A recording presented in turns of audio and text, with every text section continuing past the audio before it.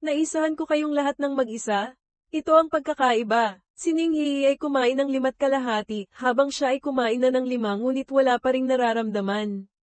Gayunpaman, ano ang batayan sa pagpapasya kung gaano karaming prutas ang maaaring kainin? Napansin ni Lin Moyo na napakaraming alam si Lin Mohan, higit pa kaysa sa grupo ni na Mo Xingxia. Mula dito, makikita ang kahalagahan ng pagkakaroon ng mahusay na guro.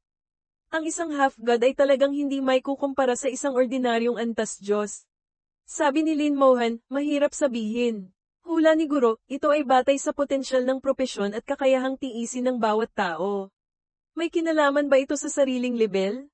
Umiling si Lin Mohan. Walang kinalaman. Maaari mong isipin na ang ganitong uri ng piitan ay nag-iipon ng pinsala. Kapag ang naipong pinsala ay lumampas sa kakayahan ng katawan na tiisin ito, sabog ka. Nag-isip sandali si Lin Moyo. Ate, gusto kong subukan. Nagbago ang ekspresyon ni Lin Mohan, naging mas seryoso. Hindi pwede, masyadong mapanganib. Sabi ni Lin Moyo, mas sigurado ako. Isa pa, mayroon akong soul imprint mula sa Dayanhan Temple, hindi ako mamamatay ng tuluyan. Tinitigan ni Lin Mohan si Lin Moyo. Magkasama silang lumaki, natural na alam niya ang ugali nito. Kapag nagpa siya si Lin Moyo, napakahirap siyang kumbinsihin. Sa totoo lang, alam ni Lin Mohan na pareho rin sila ng ugali. Sabi ni Lin Mohan, kung gayon, subukan mo. Pero may isang kondisyon ako, kailangan mong pumayag muna. Kung mabaigaw ka, pagkatapos mong mabuhay muli, kailangan mong magpakasal at magkaanak, hindi ka nagagawa ng mapanganib na bagay. Seryoso ka ba sa kondisyong ito, ate? Tiningnan ni Lin Moyo ang seryosong mukha ni Lin Mohan. Sige, pumapayag ako. Doon lamang pinayagan ni Lin Mohan si Lin Moyo. Sige, lumayo ka. Hahanda na akong pulutin ang bangkay mo. Hindi alam ni Lin Moyo kung matatawa o may iyak. Ito ba talaga ang ate niya? Nagpatuloy si Lin Mohan sa pagkain ng prutas, paisa-isang kagat. Makikita na hindi rin kalmado ang kanyang kalooban. Pumunta si Lin Moyo sa gitna ng hardin ng prutas, tumayo sa harap ng kakaibang puno. Ang primal fruit ay abot kamay na. Ang 5 prutas na kinain niya kanina, talagang naramdaman niya ang side effects. Ang mga side effect na ito ay naipasa lahat sa mga kalansay. Ang kanyang mga kakayahan ay nasil, ngunit ang damage transfer ay gumagana pa rin. Hindi lang iyon, naramdaman ni Lin Moyo na ang kanyang mga talento at ang kanyang immunity sa ilang pinsala ay naroon pa rin, tanging ang mga aktibong kakayahan lamang ang hindi magamit. Dahil din dito kaya naramdaman ni Lin Moyo na may kasiguraduhan siya. Kung kahit siya ay hindi makayanan ito, walang sino man ang makakakain ng primal fruit. Kung gayon, walang kabuluhan ang pagkakaroon nito. Iniunat ni Lin Moyo ang kanyang kamay at mahigpit na hinawakan ng primal fruit. Isang malakas na pagsabog ang umalingawngaw sa kanyang isipan. Isang screen ang lumitaw sa kanyang harapan. Sa loob ng imahe, isang sinag ng liwanag ang bumagsak sa isang tiwangwang na isla. Agad na napuno ng buhay ang isla. Tumubo ang mga damo at puno sa isang iglap, lantian at malago. Umusbong ang malawak na kagubatan. Maraming maliliit na hayop ang lumitaw. Hindi sila mga pisikal na nilalang, kundi mga kumpol ng enerhiya ng buhay. Pagkatapos, nakita niya ang isang puno ng prutas na tumubo, kamukhang kamukha ng puno sa kanyang harapan. Ang mga bunga ay nahulog sa lupa, lumilikha ng mga bagong puno. Ang mga bagong punong ito ay mas matangkad at mas malaki kaysa sa orihinal na puno. Sa huli, sa mga sanga ng puno, tumubo ang isang maliit na bunga, hindi kaakit-akit tingnan. Nawala ang imahe. Ang primal fruit ay nasa kamay na ni Lin Moyo. Napagtanto niyang nakita niya ang proseso ng pagkakabuo ng lupain ng mga ninuno. Ang hindi kapansin-pansing puno sa kanyang harapan ang ninuno ng lahat ng puno ng prutas sa lupaing ito. Ang nasa kanyang kamay ang esensya nito. Talagang hindi pangkaraniwan. Sinabi ni Lin Moyo na wala ang dialogue. Pagkatapos kainin ng primal fruit, agad itong naging katas at sumabog sa kanyang bibig. Agad na naging napakapangit ng itsura ni Lin Moyo. Nang inig ang kanyang buong katawan na parang nakuryente. Nag-aalalang nagtanong si Lin Mohan, anong nangyari? Naging kulay berde ang mukha ni Lin Moyo, magkasalubong ang mga kilay, isang salita ang lumabas sa pagitan ng kanyang mga ngipin, pait. Sobrang pait. Pait hanggang sa sukdulan. Kabaliktaran ng tamis kanina. Nanunumpa si Lin Moyo na hindi pa siya nakakatikim ng ganito kapait. Ang pait na ito ay parang kuryenteng gumagapang sa bawat nerve mula sa dulo ng dila, bawat daluyan ng dugo, kumakalat sa buong katawan. Agad pagkatapos, isang nakakatakot na enerhiya ang sumabog. Pagkatapos kainin ng primal fruit, binantayan ni Lin Moyu ang kanyang attributes. Noong una, pagkatapos kumain ng 5 high-grade na prutas, ang 4 na attributes ay nanatili sa 1,000. Ngayon, sa ilalim ng epekto ng primal fruit, ang 4 na attributes ay nagsimulang tumaas ng mabilis, 100 puntos bawat segundo. Sa isang iglap, lumampas na sa 2,000 ang attributes. Ang pait ay hindi nabawasan, nagpatuloy pa rin. Nanatiling magkasalubong ang mga kilay ni Lin Moyu. Nagtanong si Lin Mohan, kamusta? Anong pakiramdam? Umiling si Lin Moyu, isang salita ang lumabas, pait. Bukod doon, wala na siyang masabi pa. Sa mga sandaling ito, pakiramdam niya ang buong mundo ay mapait, kahit ang paghinga ay mapait. Nagsimulang lumitaw ang side effects. Malinaw na naramdaman ni Lin Moyu na habang tumataas ang attributes, isang malakas na puwersa ang tumatama sa kanyang katawan. Ngunit lahat ng pinsala ay sinipsip ng mga undead. Si Lin Moyu mismo ay hindi naapektuhan. Ang puwersang ito ay hindi masyadong malakas, ngunit sumasabog ito sa loob ng katawan, walang silbi ang anumang depensa. Sa madaling salita, maaari mo lamang tiisin ang ganitong uri ng pinsala mula sa loob palabas. Hindi ito nauugnay sa lakas ng depensa, napakahirap tiisin ito. Naramdaman ni Lin Moyu na walang sino man ang makakalaban dito. Ngunit para kay Lin Moyu, ang antas ng pinsalang ito ay binaliwala niya. Hindi pa ito kasing delikado noong kumain siya ng blood serpent meat noong kanyang ikalawang pagbabago ng klase. Tanging ang pait na ito. Sa huli, hindi na nakayanan ni Lin Moyu ang pait. Pumitas siya ng isang high-grade na prutas sa tabi at kinagat. Ouch! Pagpasok pa lang ng high-grade na prutas sa bibig ni Lin Moyu, naramdaman niyang sumabog ang pait. Ang tamis ng high-grade na prutas ay natabunan ng pait, naging mas mapait pa nga. Bakas ang pag-aalala sa mga mata ni Lin Mohan, ngunit sa mga sandaling ito, wala siyang magawa para tulungan si Lin Moyu. Ngunit nakikita rin niyang hindi naman nasa panganib si Lin Moyu. Nakahinga siya ng maluwag, ngumiti ng malumanay. Huwag kang mag-alala, Moyu. Kung hindi mo makayanan, ayos lang. Sisiguraduhin ni ate na buo ang bangkay mo. Tahimik na tiningnan siya ni Lin Moyu. Ate ko ba talaga to? Kailangan bang maging ganito kalupit? Lumapit din si Naning Yi at Moyon, nakitang mukhang nakakain ng mapait na ampalaya si Lin Moyu. Iniunat ni Lin Moyu ang kamay kay Ning Yi. May candy ka ba? Tumango si Ning Yi. Oo. Naglabas siya ng isang kulay berdeng candy at lihim na ibinigay kay Lin Moyu. Ngumisi si Lin Moyu, isinubo ito. Agad, ang pait ay humalo sa maanghang na lasa, tumama sa kanyang ilong, nilinis ang kanyang panlasa. Nasiyahan si Lin Moyu sa nakakagulat na pakiramdam na ito, tumulo ang luha. Sa pagkakataong ito, pinaghalong pait at anghang na hindi maipaliwanag. Nagtanong si Lin Mohan, anong candy ang pinakain mo sa kanya? Ikiniling ni Ning Yi ang ulo. Sinadya ko, maraming tao ang gumagawa ng wasabi-flavored bitter melon candy. Haha, hindi napigilan ni Lin Mohan na tumawa ng malakas, hawak ang tiyan. Mayroon palang ganitong klase ng candy. Nakakatuwa talaga. Narinig din ito ni Lin Moyu, ngunit sa mga sandaling ito, wala na siyang lakas na tumugon. Ang pakiramdam ng pagiging mapait at maanghang ay talagang napakasarap. Nagtanong si Ning Yi, Ate Han, kamusta na si Moyu? Tumatawang sinabi ni Lin Mohan, ayos lang siya. Sandali lang, magiging okay din siya. Talagang ayos lang si Lin Moyu. Lahat ng pinsala ay naipasa sa mga kalansay. Nasa level 45 na siya, ang kanyang summoning space ay umabot na sa 750. Mayroon siyang kabuoang 25 na undead legions, ang bilang ng mga kalansay ay lumampas na sa 19,000. Mayroon ding 25 na Voyu Toong Chun, Witch Doctor Generals, makapal na pader ng laman. Maliban kung kayang pasabugin ang side effect ng primal fruit silang lahat, kung hindi, huwag nang asahang masasaktan si Lin Moyu. Ang attributes ay tumataas ng tuloy-tuloy. Naramdaman ni Lin Moyu na ang isang segundo ay parang isang taon.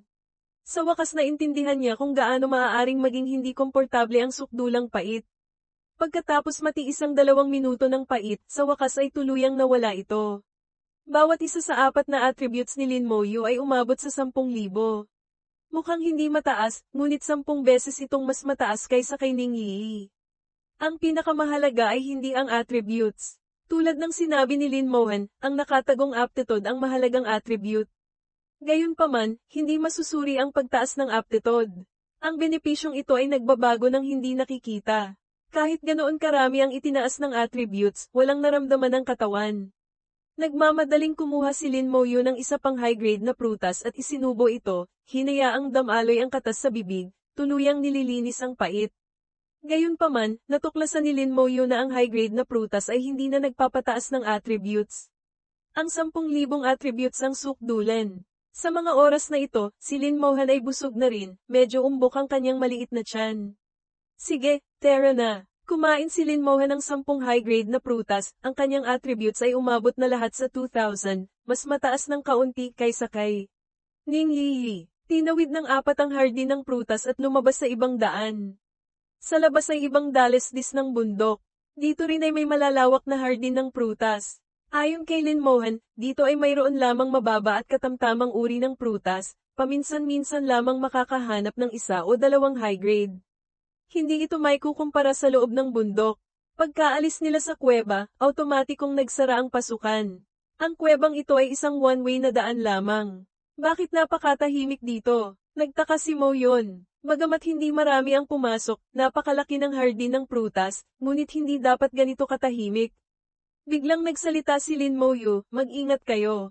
May hindi tama. Ginamit niya ang windwalk at sumulong. Sa kasalukuyan, walang undead legion, walang bal-araw ng buto, tanging damage transfer lamang, kaya kailangan ding mag-ingat ni Lin Moyu. Pagkatapos maglakad sandali, may narinig silang ingay ng labanan sa unahan, kasama ang panginginig ng enerhiya at mga sigaw ng sakit. May naglalaban dito. Nagkatinginan ng 4 at mabilis na tumakbo papalapit. Dinaanan nila ang isang hardin ng bulaklak at pumasok sa isang malawak na espasyo. Halos lahat ng pumasok sa lupain ng mga ninuno ay narito. Sa malawak na espasyo, isang grupo ng tao ang naglalaban. Mas tumpak, 12 tao ang kumukayig sa isang tao.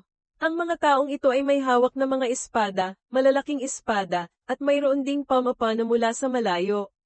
Ang kanilang mga sandata ay kumakatawan sa kanilang mga propesyon, mga knight, warrior, archer, lahat ay naroon. Ngunit malinaw na ang mga taong ito ay kumain ng prutas, ang kanilang mga kakayahan ay nasil, at ang kanilang attributes ay may malaking pagkakaiba. Lahat ng atake ay mga normal na hampas lamang. Ang taong kinukuyog ay isa ring knight, may hawak na mahabang espada. Nakatayo siya ng relax, mukhang casual. Isang wagayway lang ng kamay, ang mahabang espada ay makakapagpakawala ng enerhiya para itaboy ang ilang tao. Hindi siya kumain ng prutas. Isang sulyap lang ni Lin Moyu ay agad niyang napansin. Ang taong kinukuyog ay hindi kumain ng prutas, malakas pa rin. Sa kasalukuyang matinding labanan, para siyang pusa na naglalaro sa daga, pinaglalaroan ang grupo ng mga tao. Hindi kalayuan, may isa pang grupo ng tao na nakatayo at nanunood.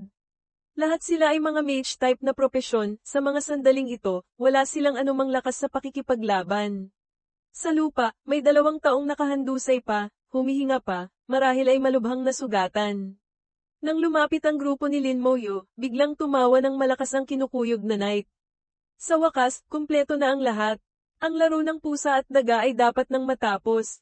Isang asul na liwanag ang lumitaw sa ilalim ng kanyang mga paa. Pagkatapos, sa ilalim ng mga paa ng lahat, lumitaw din ang mga asul na bilog ng liwanag. Isang malamig na aura ang bumalat. Iyon ang kakayahan ng Asher Light Knight Freezing Halo. Ang kakayahang ito ay maaaring mag-freeze ng mga kaaway, nagpapabagal sa kanila. Sa labanan, napaka-epektibo ng kakayahang ito, nagbibigay ng malakas na kontrol. Kapaki-pakinabang din ito sa pagpatay. Lahat ng narito, maliban kay Lin Moyu, ay naapektuhan ng freezing halo, bumagal ang kanilang pagkilos. Bakas sa mukha ng bawat isa ang kawalan ng pag-asa. Itinaas ng knight ang kanyang mahabang espada, itinuro. Matagal ko na kayong hinihintay. Naging seryoso ang mukha ni Mo yun. Asher Light Knight, siguradong taga-pamilyang Joe siya. Sabi ni Lin Moyu, hindi lang siya taga-pamilyang Joe, kundi isa ring matagal ng kaaway. Huwag kayong lumapit, ako na ang bahala. Pagkatapos magsalita, dumiretso si Lin Moyu pasulong, mahinahong nagsalita, Zhou Luosheng, hindi ako nagkakamali, di ba? Bahagyang natigilan si Zhou Luosheng, pagkatapos ay tumawa ng malakas. Hindi ko inaasahang makikilala mo ako, Lin Moyu. Magaling ka nga, malakas din. Pagkasabi nito, nagsimula siyang magbago ng anyo, hanggang sa tuluyang lumitaw ang tunay na anyo ni Zhou Luosheng. Tiningnan niya si Lin Moyu nang may puno ng pagkamuhi na tingin. Nagtataka ako paano mo ako nakilala. Sumagot si Lin Moyu, nagtataka rin ako paano ka naging asong ulol ng Mano Guild. Ikaw lang ba ang naging asong ulol o ang buong pamilyang Jonah? Nakilala ni Lin Moyu si Zhou Luosheng noong kara-rating pa lang niya sa Yuan Battlefield. Noon, nasa level 30 pa lang ito. Hindi niya inaasahang na kompleto na nito ngayon ang ikalawang pagbabago ng klase, napakabilis ng pag-level up. Gayunpaman, hindi stable ang aura ni Zhou Luosheng, tila hindi siya nag-level up sa normal na paraan. Sa pandaman ni Lin Moyu, ang kanyang aura ay mababaw, ang kanyang attributes ay pabago-bago, napaka-unstable. Tumawa ng malamig si Zhou Luosheng. Anong ibig mong sabihin sa naging asong ulol ng Mano? Huwag kang magsalita ng masakit. Kami ay may kooperasyon lamang. May bahid ng paghamak si Lin Moyu. Isa ka lang Azure Light Knight sa Tier 4. Anong karapatan mong makipagtulungan sa kanila? Tumawa ng malakas si Zhou Luosheng. Anong Azure Light Knight? Ako ngayon ay isang Holy Word Knight. Holy Word Knight isang mid-rank legendary profession, isang salita lang ang pinagkaiba, ngunit ang propesyon ay ibang antas na. Lalong naging baliw ang tawa ni Zhou Luosheng. Alam mo ba kung ano ang Holy Word Knight? Kahit sabihin ko sa iyo, hindi mo maiintindihan. Ipapakita ko sa iyo. Halimbawa, ganito. Pagkasabi nito, tumingin siya sa isang knight na umaatres sa malayo. Mula sa bibig niya, lumabas ang isang salita, hatiin. Kahit walang nakitang anumang kilos mula sa kanya, isang malamig na liwanag ng espada ang humawi, tumama sa kalaban. Sa gitna ng isang nakakahindik na sigaw, tumilapon ang knight at bumagsak sa lupa. Isang malalim na sugat na abot-buto ang lumitaw sa kanyang katawan. Baliw na tumawa si Zhou Luosheng. Nakita mo? Ito ang Holy Word Knight. Isang salita ay maaaring maging mahika. Bakas sa mga mata ni Lin Moyu ang awa. Sa mata ni Zhou Luosheng, ang Holy Word Knight ay tila ang rurok, ngunit ang ganitong uri ng tao ay hindi alam ang taas ng langit at lalim ng lupa. Sabi ni Lin Moyu, naging asong ulol ka ng Mano Guild, hindi ka kumain ng prutas, ang layunin mo ay patayin kami dito, tama? Tumawa ng malakas si Zhou Luosheng. Tama, nagpatuloy si Lin Moyu, ngunit ano ang pakinabang ng pagpatay sa amin? Lahat ng narito ay mga henyo mula sa malalaking angkan. Lahat ay may soul imprint. Kahit mamatay, mabubuhay ulit. Ang mga salita ni Lin Moyu ay nagbigay ng kaunting kapanatagan sa lahat ng narito.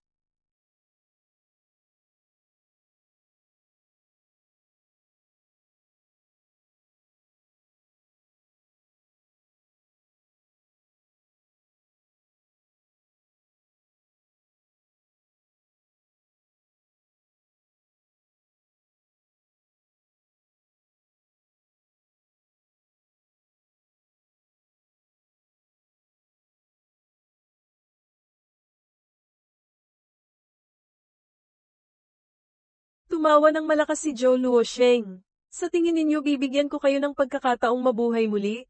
Pagkasabi nito, naglabas siya ng isang itim na bato, ang uri ng bato na karaniwang ginagamit ng mga demonyo sa abis. Tumawa ng malupit si Zhou Luosheng at dinurog ang bato. Isang barrier ang kumalat, sa isang iglap ay bumalat sa lugar. Nang lumitaw ang barrier, may isang natakot at nagsabi, hindi maganda ito.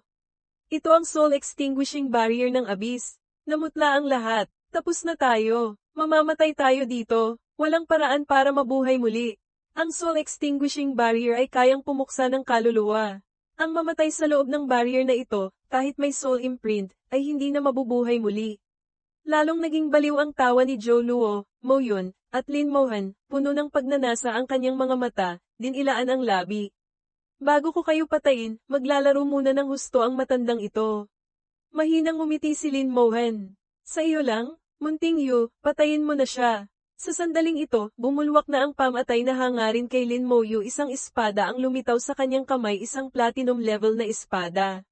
Hindi mahalaga ang attributes ng espada, basta't sapat ang talas. Si Zhou Luosheng ay isang Holy Word Knight, isang mid-rank legendary profession, nasa Tier 4.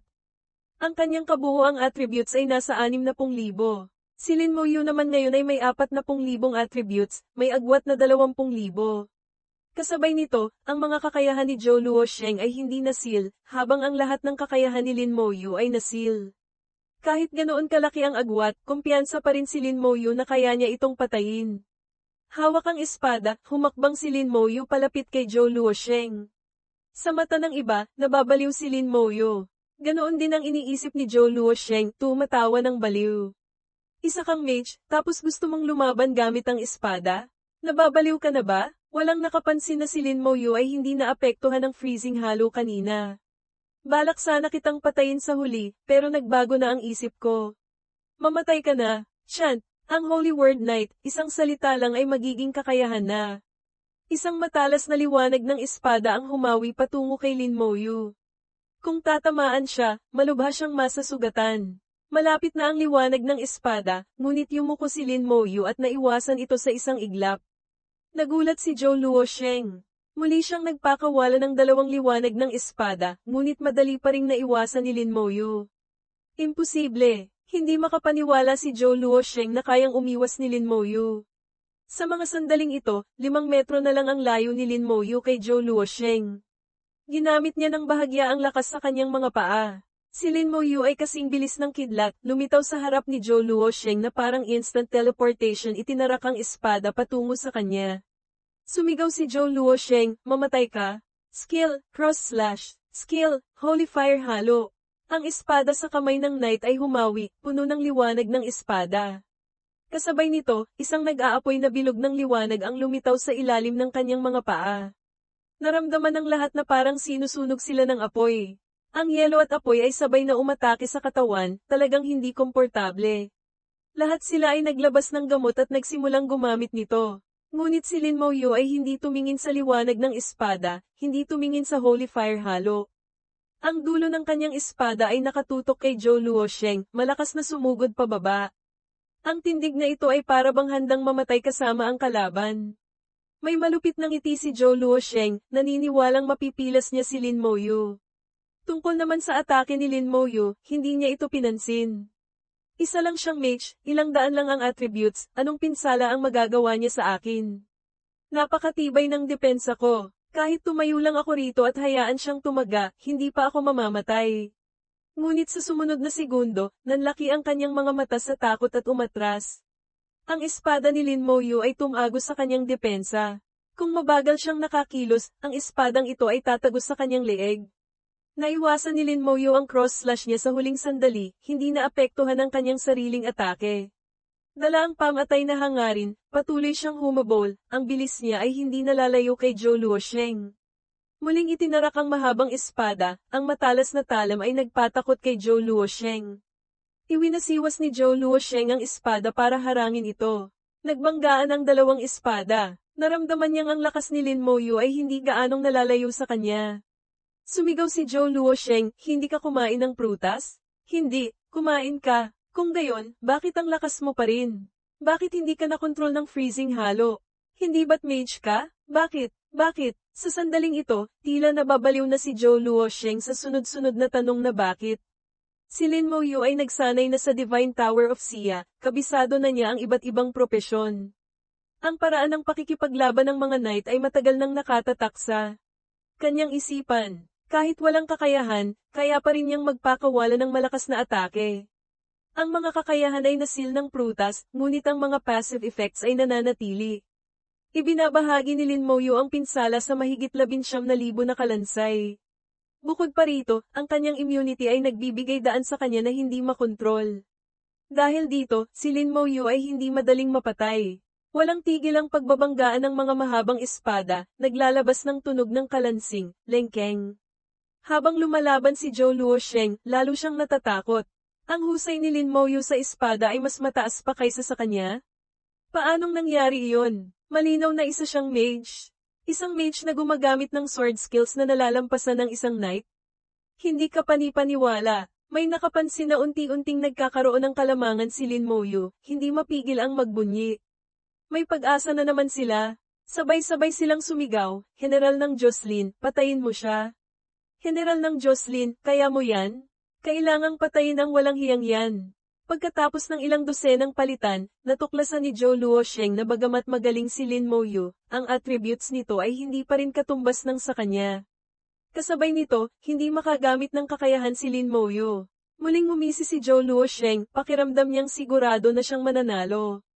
Sa pagkakataong ito, tiyak na mamamatay ka. Sigaw niya sa kanyang isipan. Skill, Holy Annihilation Sword Slash. Sumabog ang liwanag ng espada, ang buong langit ay napuno ng enerhiya ng espada. Daan-daan, libu-libong enerhiya ng espada ang bumalat kay Lin Moyu, imposibleng maiwasan. Tapos na, sa pagkakataong ito, tiyak na patay na siya. Lahat ay nalungkot, nanlumo ang kanilang mga mukha. Ang apoy ng pag-asa na kasisindi pa lang ay agad na namatay. Walang nag-akalang makakaligtas si Lin Moyu sa ataking ito. Bagamat nagulat na sila ni Lin Moyu, ang kanyang husay sa pakikipaglaban sa maikling panahon ay nagbigay sa kanila ng maraming pag-asa. Si General ng Jocelyn, tunay ngang hindi palpak ang reputasyon, naisip ng lahat. Ngunit ngayon, alam din nilang nawala na ang pag-asa. Tinabyo na ng liwanag ng espada si Lin Moyu. Muling tumawa ng baliw si Zhou Luosheng. Sa pagkakataong ito, tiyak na patay ka na. Ang liwanag ng espada ay parang dagat. Isang espada ang tumagos mula dito. Si Zhou Luosheng ay tumatawa pa ng malakas, ngunit ang espada ay tumagos na sa kanyang katawan. Tumigil ang kanyang tawa. Hindi makapaniwalang tiningnan ni Zhou Luosheng si Lin Moyu na lumabas mula sa liwanag ng espada. Sa sandaling ito, para siyang nakakita ng pinaka-nakakatakot na bagay sa mundo. Seryosong tiningnan siya ni Lin Moyu, na parang tumitingin sa isang patay. Ang isang saksak na ito ay hindi sapat para patayin siya, sapat lamang para malubha siyang masugatan. Sa kaliwang kamay ni Lin Moyu, lumitaw ang isang punyal, itinarak diretso sa leeg ni Zhou Luosheng. Bakas ang takot sa mukha ni Zhou Luosheng, lumiwanag ang paligid ng kanyang katawan, ginamit ang espesyal na kakayahan ng Night Ultimate Defense, isang nakakatakot na killing aura ang bumagsak mula sa langit, tumama kay Zhou Luosheng. Ang Divine Stone Domain ay patuloy na nagdulot ng mga ilusyon kay Zhou Luosheng. Agad na nabasag ang Ultimate Defense. Natulala siya sa kinatatayuan. Sa isang iglap, itinarak ni Lin Moyu ang punyal sa kanyang leeg. Tumalsik ang sariwang dugo. Ang mga profesional ay hindi ordinaryong tao, ang isang saksak na ito ay hindi pa rin siya napatay. Ang lakas ni Lin Moyu ay sapat lamang para basagin ang kanyang depensa, kung nais siyang patayin, hindi sapat ang dalawang atake. Sa kamay ni Lin Moyu, lumitaw muli ang isang mahabang espada. Tumagos ito sa siwang ng kanyang baluti, ibinaon ang espada sa katawan ni Zhou Luosheng. Sumigaw sa sakit si Zhou Luosheng, hindi pa rin makawala sa ilusyon. Walang tigil si Lin Moyu sa paglabas ng mga sandata, ginawang parang tusukan ng karayom si Zhou Luosheng. Walang tigil siyang umuungol, unti-unting humihina ang kanyang hininga sa wakas, malapit na siyang matauhan. Sa kamay ni Lin Moyu, lumitaw ang isang talam ng palakol, isang liwanag ang kumislap, pinutol ang kanyang kanang braso. Agad itong lumipad palayo sa kanyang katawan. Isa pang sinag ng liwanag, ang kaliwang paa, ni Zhou Luosheng ay naputol din. Bumagsak si Zhou Luosheng sa lupa. Sa wakas, natauhan siya, kamakawag ang mga kamay at paa, puno ng dugo ang lupa. Nakahandusay si Zhou Luosheng sa sarili niyang dugo, kaawa-awa. Isang hininga na lang ang natitira sa kanya. Mahinang sinabi ni Lin Moyu, hindi ko alam kung mamamatay ka dito, mabubuhay ka pa ba ulit? Natakot si Zhou Luosheng. Huwag mo akong patayin. Nakikiusap ako sa iyo, huwag mo akong patayin. Ayoko pang mamatay. Umiling si Lin Moyu. Wala akong mahanap na dahilan para hindi ka patayin. Nagmakaawa si Zhou Luosheng, maaari akong magbigay ng impormasyon tungkol sa Manu Guild. Maraming impormasyon. Umiling pa rin si Lin Moyu. Anong, karapatan mong makipagtulungan sa Manu Guild? Karapat dapat ka lang maging asong ulol nila. Bilang isang aso, ano naman ang malalaman mo? Pagkatapos magsalita, malakas na iwinasiwas ni Lin Moyu ang palakol. Tuluyang namatay si Zhou Luosheng, dala ang sakit at takot. Tinago ni Lin Moyu ang mga sandata. Ang mga platinum level na sandatang iyon, kung ibebenta, makakakuha rin ng kaunting pera. Sa malayo, nakahinga ng maluwag ang mga tao. Uminom sila ng hindi kakaunting gamot. Ang mga nasugatan ay unti-unti nang gumagaling. Napakaganda ng kakayahan ng mga profesional na gumaling, kahit malubha ang sugat, mabilis pa ring makakabawi. Tiningnan sila ni Lin Moyu at bumalik sa tabi ni Lin Mohen. Tapos na, magpapalit lang ako ng damit. Sa mga sandaling ito, puno siya ng amoy ng dugo, ang kanyang damit ay napunit din ng liwanag ng espada. Ngumiti si Lin Mohen. Sige, pumunta ka na. Huwag kang mag-alala, hindi kami maninilip. Pumasok si Lin Moyu sa hardin ng prutas at nawala. Natatakot pa rin si Ning Yi. Ate Han, paano mo na lamang mapapatay siya ni Moyu? Ngumiti si Lin Mohen. Kung sinabi niyang kaya niya, tiyak na kaya niya. Maniwala ka sa kanya. Nang marinig ito, bahagyang tumango si Ning Yi. Oo nga, maniwala ka sa kanya. Nagtanong si Mo Yun, paano kung hindi kumilos si Lin Mo Yu? Bahagyang umiti si Lin Mohan. Kung gayon, ako ang kikilos. Isang langaw lang naman. Madali lang itong tapusin. Naniniwala si Mo Yun sa sinabi ni Lin Mohan. Talagang may pagka-misteryoso siya. Hindi lang ang kanyang guro ang makapangyarihan at misteryoso, siya mismo ay ganoon din. Kaya naman, si Lin Mohan ay hindi nataranta kahit kaunti, tiningnan si Zhou Luosheng na parang isang langaw lang. Mabilis na nakapagpalat ng damit si Lin Moyu at bumalik. Ang mga mantsa ng dugo sa kanyang katawan ay napunasan na, wala nang amoy ng dugo.